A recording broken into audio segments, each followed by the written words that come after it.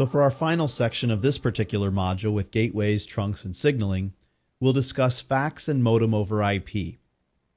So as I mentioned earlier, fax is kind of like echo. A little annoying, but we still have to deal with it. So fax and modem use digital data that's modulated into high frequencies. The problem is voice over IP was designed for, specifically the codecs for voice over IP, were designed for voice frequencies. We talked about the 300 or really 200 to 8,000 hertz range. Not really the high data frequencies like fax and modem use. So the ways to make this work, and it depends on the codec, okay? But the ways to make this work are to terminate modulated fax and modem tones and then to retransmit them as out-of-band data, something known as fax and modem relay, or proprietary Cisco fax relay, or the ITU-T specification of T.38 fax relay, or to terminate those modulated fax tones, convert those, and fax only, really we can't do this with modem, makes sense, but convert those into an email, send the email with a PNG file, or actually I think it's a TIFF file, a tagged internet format is or tagged image format, I believe is what TIFF stands for, and send that to the recipient as an SMTP email along with that TIFF attachment. So this is known as stored forward. It's also called on-ramp, off-ramp. The third way is to send the modulated fax and modem tones in the RTP payload, and we actually send these through something called pass-through. So they stay in the audible frequencies. If we're going to use pass-through, we certainly have to keep some things in mind. We want to make sure that echo cancelers are disabled, VAD is disabled, no voice activity detection, and we must use G.711 or possibly G.722, but not G.729, not the internet low bitrate codec. We'll look first at fax pass-through. Believe it or not, this is certainly the most common. So here I've got an example of just toll bypass. So I've got a fax machine on either side. So it's going to be analog out from the fax machine to the gateway. Let's just say an FXS port on the gateway. And same over here, analog fax machine through an FXS port on the gateway. And then we're going to use VoIP between the gateways.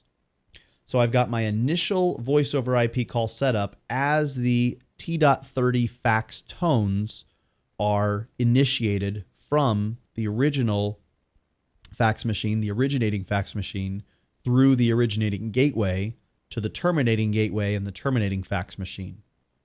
These are known as CED tones. I've got my CED tones and my answer. Then I have my named signaling event. Now, earlier we mentioned a named telephony event. This is a named signaling event, and the NSE accept. We make sure that the named signaling event is really what triggers the codec change. So this might have been, and probably was, over a WAN connection. We're going to have a codec change, if necessary, up to a high bitrate codec, such as G711 or G722. G711 is what you would really just historically remember, what's been used forever. And then the voice over IP fax call proceeds.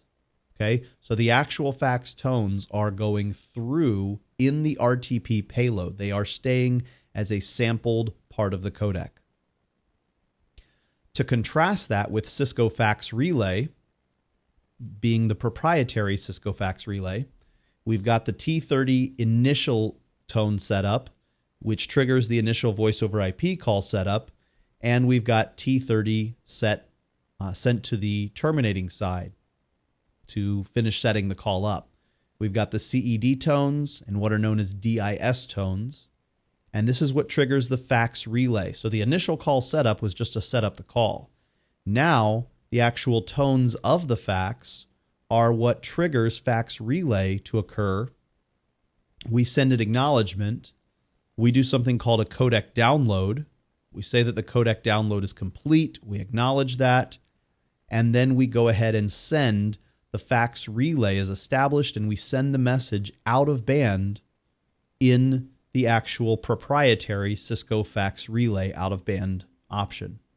Okay, so this is sent as digital information, not as the actual audio sampled codec. Then we have the ITU T.38 fax relay. So again, the T30 originating fax call into the gateway sets up the voice over IP call. We have the CED and DIS tones. We have what's called a mode request and a mode request acknowledgement. We close voice over IP and open a logical T.38 channel. T.38 fax relay is established, and we send our message. Again, out of band. This is what is most preferred to use if everyone supports it.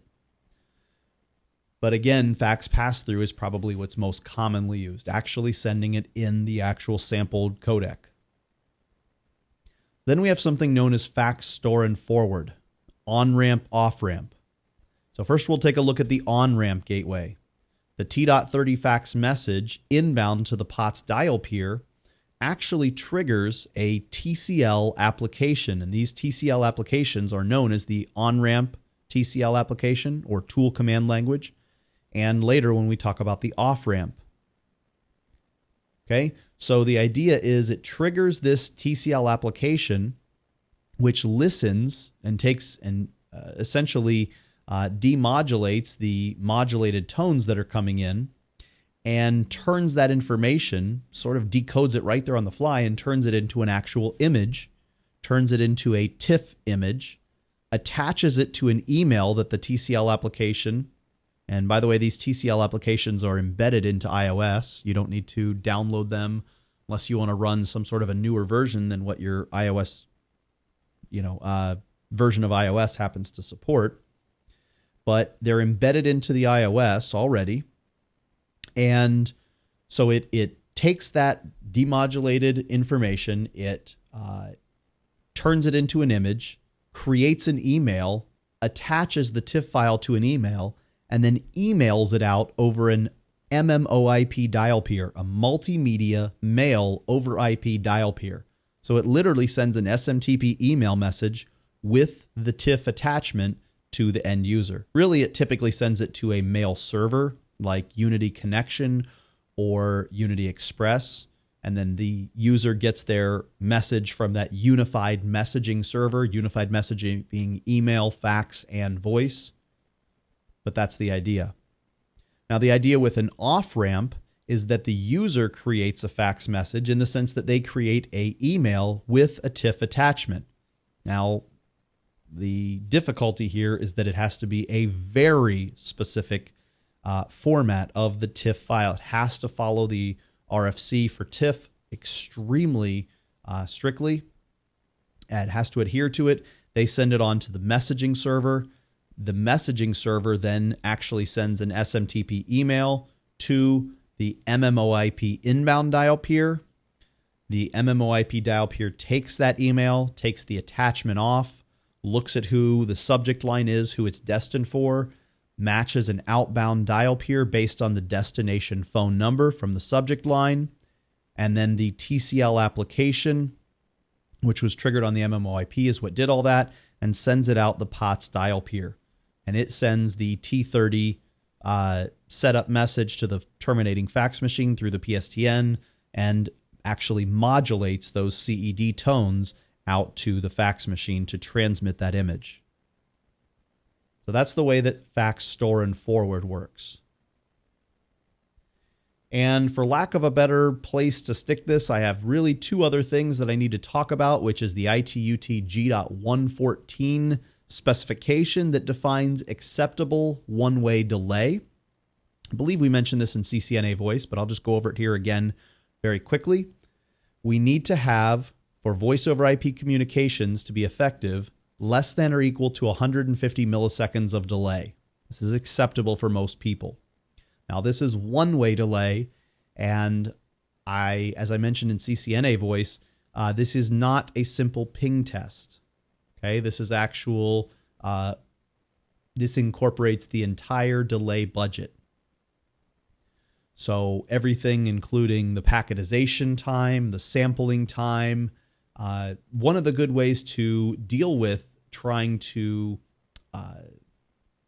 emulate and trying to determine your quality of service level, not necessarily speaking of IP quality of service, but your overall quality of your call as it's going to be pertaining to G.114 specifications, is obviously there's many third-party products that emulate voice calls, but one of the things that you can do is use the built-in router IP SLA command.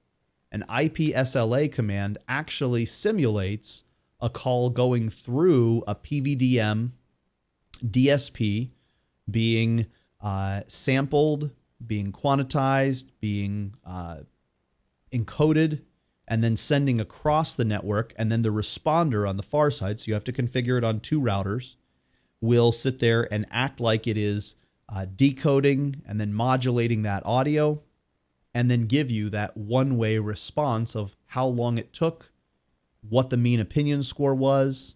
So the IP SLA command can give you that information. It used to be called IP responder. Okay, if we have 150 up to 400 milliseconds of delay, this is acceptable only if admins and users are aware of the transmission time and approve of it. It really typically is used or acceptable if we're going over a satellite connection.